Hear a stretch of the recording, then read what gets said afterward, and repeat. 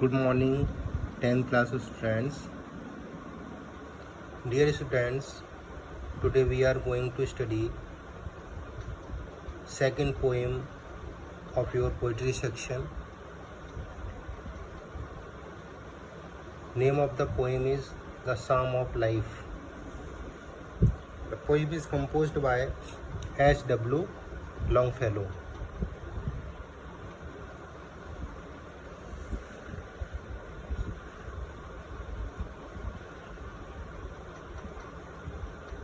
Dear students,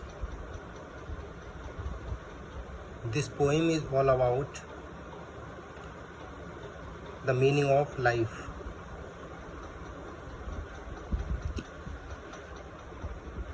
Poet H.W. Longfellow tries to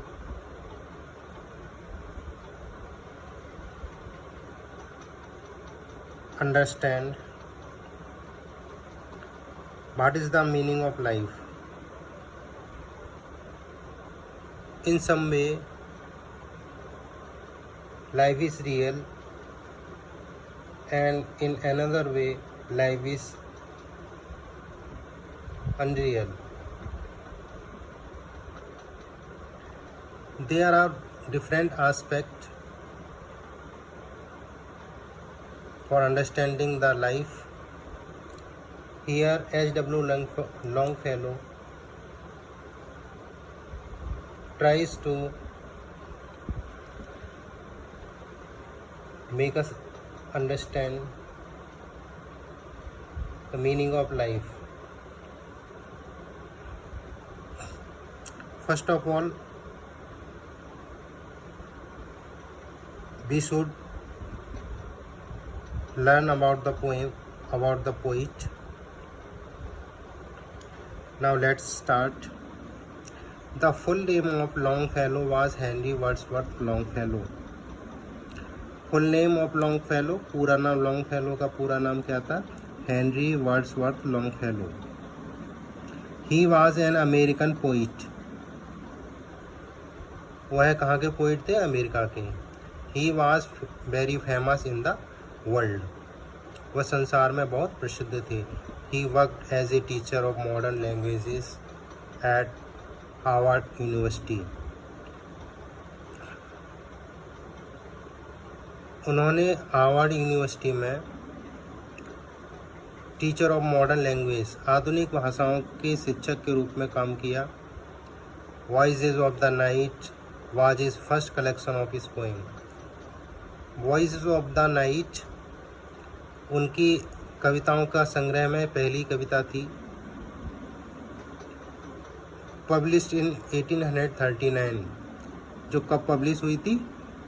1839 में, 1839 में. It included the sum of life.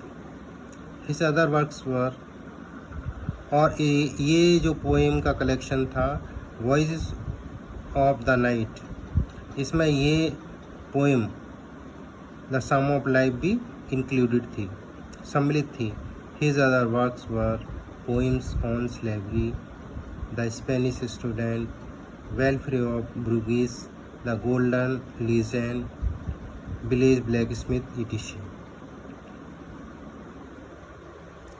उनकी other works हैं poems on slavery, the Spanish students, welfare of Bruges, the golden legend, village blacksmith etc etcetera.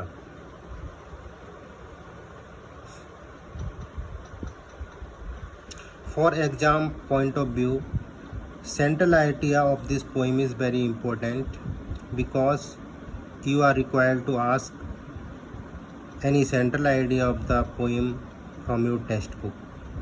आपको अपनी text book से जो भी poem दी गई हैं उनमें से एक सेंट्रल आइडिया पूछा जाता है, तो you have to learn the central idea of the poem. आपको इस पोएम का सेंट्रल आइडिया याद करना है, बाई हार्ट याद करना है, बहुत इम्पोर्टेंट है. तो देखते हैं सेंट्रल आइडिया क्या कहता है इसका. The poem The Sum of Life, published in 1838. 1838। ये जो पोएम है द सम ऑफ लाइफ भी कब पब्लिश हुई थी? 1838 में। Is a celebration of life. ये जो पोएम है, ये कविता है, वो क्या है? सेलिब्रेशन ऑफ लाइफ, जीवन को सेलिब्रेट करना, मनाना, जीवन को कैसे जिया जाए। How to live a life for a common man और एनी मैन, किस तरीके से लाइफ को जिया जाए, वह पोएम इस बारे में बताती है। An earnest effort, earnest effort means होता है एक सच्चा प्रयास। एक सच्चा प्रयास क्या है? To see life in the right spiritual perspective, जिंदगी को सही आध्यात्मिक पर्सपेक्टिव, नज़रिए से देखना। जिंदगी को भौतिक, नॉट फिजिकल पर्सपेक्टिव, फिजिकल भौतिक नज़रिए से ना देख करके जिंदगी को किस तरीके से देखना चाहिए? इन द राइट स्पिरिचुअल पर्सपेक्टिव, ठीक आध्यात्मिक नज़रिए से लाइफ को देखना चाहिए। इन द साम, साम मीन्स क्या होता है? साम मीन्स होता है भजन। The Bible at some places human life has been referred to as something of little consequences. Consequences means result, परिणाम। इन द साम्स, बाइबल में कहा, बाइबल्स के साम्स में कहा गया है एट सम प्लेसेस, कुछ स्थानों पर, human life has been referred to as something of little consequences. ये जो ज़िंदगी है वो क्या है? कुछ परिणाम चाहती है, छोटे छोटे परिणाम। The poet does not agree with this view of the psalmist.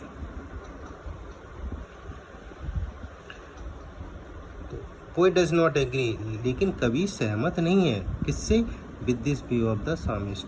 ये जो किसी भजन लिखा है किसी ने, उससे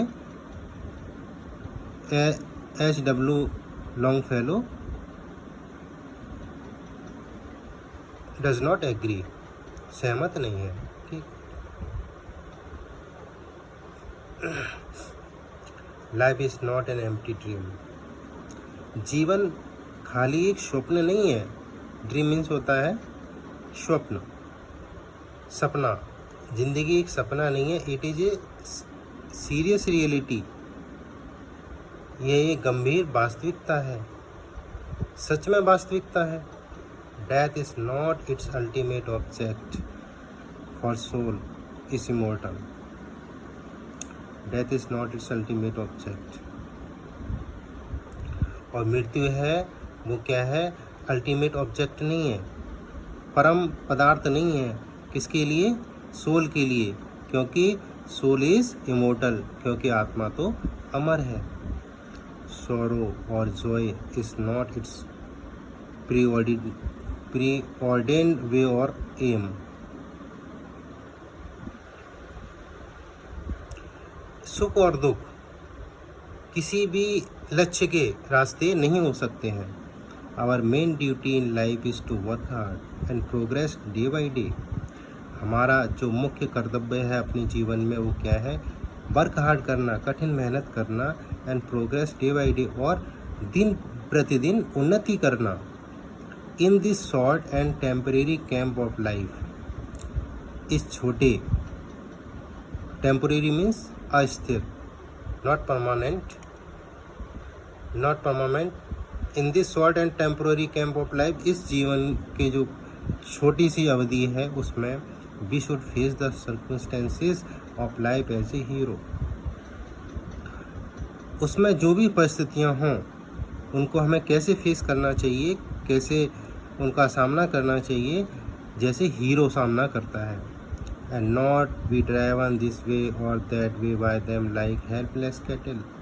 और हमें अपने जीवन को इस तरीके से नहीं ले जाना चाहिए जिस प्रकार से असहाय पशु अपने जीवन को जीते हैं। We should give up idleness, हमें क्या त्यागना है? आलस त्यागना है। एंड स्टार्ट वर्किंग हार्ड, और कठिन मेहनत शुरू कर देनी है। To achieve success after success, सफलता दर सफलता प्राप्त करने के लिए। हमको क्या करना है, कठिन मेहनत करना स्टार्ट कर देना है। किसको छोड़ देना है, we should give up idleness, हमें आइडलनेस मीन्स आलस को छोड़ देना है। We should learn to labour hard and wait for the result, हमें क्या करना है, हमें सीखना है, लेबर हार्ड कठिन मेहनत करना सीखना है, and wait for the result, और क्या रिजल्ट का इंतज़ार करें। हम कठिन मेहनत करें, अपना कर्म करें और फल का इंतज़ार करें।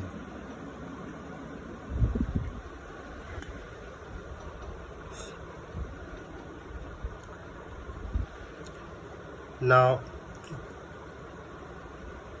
we continue with the poem.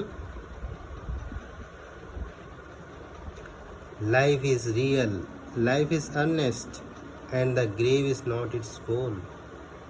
Dust thou art, to dust returnest, is not spoken of the soul. Not enjoyment and not sorrow is our destined end or way, but to act that each tomorrow find us farther than today.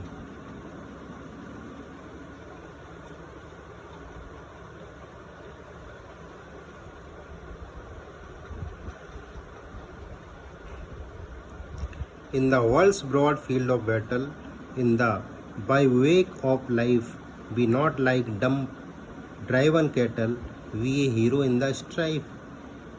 Let us then be up and doing, with a heart for any fate, still achieving, still pursuing, learn to labor and to wait.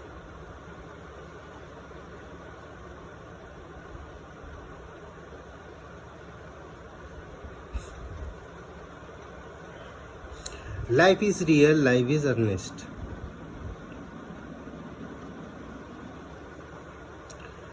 Here, poet wants to explain the life, meaning of life.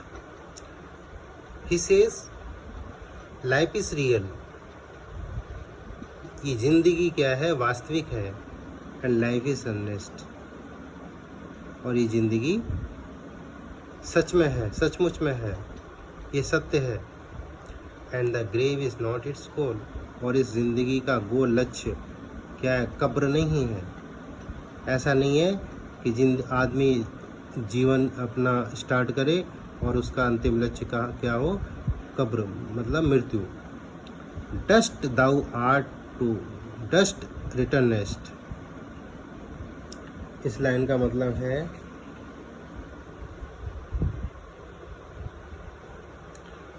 कि यहाँ पर poet कह रहे हैं कि तू धूल का पुतला है और धूल में मिल जाएगा। Dust thou art, to dust returnest, is not spoken of the soul, ऐसा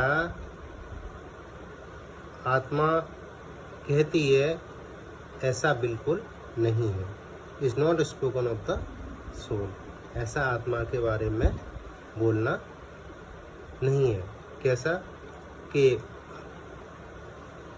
dust thou art, to dust returnest, कि तू धूल का पुतला है और धूल में मिल जाएगा। Not enjoyment and not sorrow is our destined end or way, ना तो खुशी और ना ही दुख, सॉरो मीन्स होता है दुख, is our destine, destine means होता है लक्ष्य या गोल, एंड और वे हमारी ज़िंदगी का यही लक्ष्य नहीं है, यही मतलब नहीं है कि ना तो खुशी और ना ही दुख, सुख और दुख हमारी ज़िंदगी के लक्ष्य नहीं है।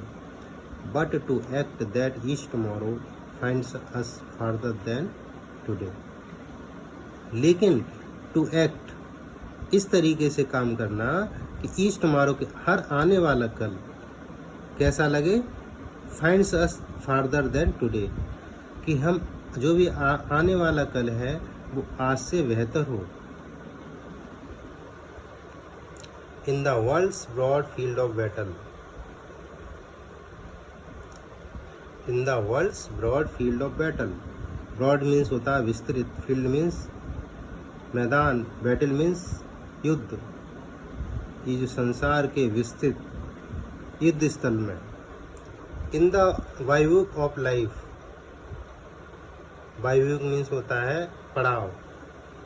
जिंदगी के इस पड़ाव में be not like dumb driven cattle, हमें किस तरीके का नहीं होना है, डम ड्राइवन कैटल, जैसे मूक पशु हाके जाते हैं उस तरीके का हमें नहीं होना है। V A hero in the strive, किस तरीके का होना है, जिस प्रकार से एक हीरो अपनी जिंदगी में संघर्ष करता है, वह परिस्थितियों का सामना करता है। A hero faces adverse circumstances, let us then be up and doing. आओ तब खड़े हो जाओ और काम करना शुरू कर दो। With a heart for any fate, with a heart means बड़े दिल से काम करो, फॉर एनी फेट अपने अच्छे भाग्य के लिए। स्टिल अचीविंग, स्टिल परस्यूइंग,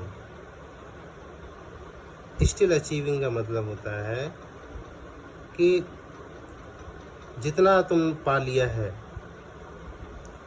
और स्टिल परस्यूइंग, और सफलता प्राप्त करने के लिए लगे रहिए, और अधिक सफलता प्राप्त करने के लिए लगे रहिए। सफलता प्राप्त करिए और अधिक सफलता प्राप्त करने के लिए लगे रहिए। Learn to labour and to wait, और हमें क्या सीखना है, लर्न टू लेबर, हमें काम करना, मेहनत करना सीखना है। एंड टू वेट, और इंतज़ार करना सीखना है, किसका, कंसिक्वेंसेस, रिजल्ट, परिणाम का इंतज़ार करना सीखना है।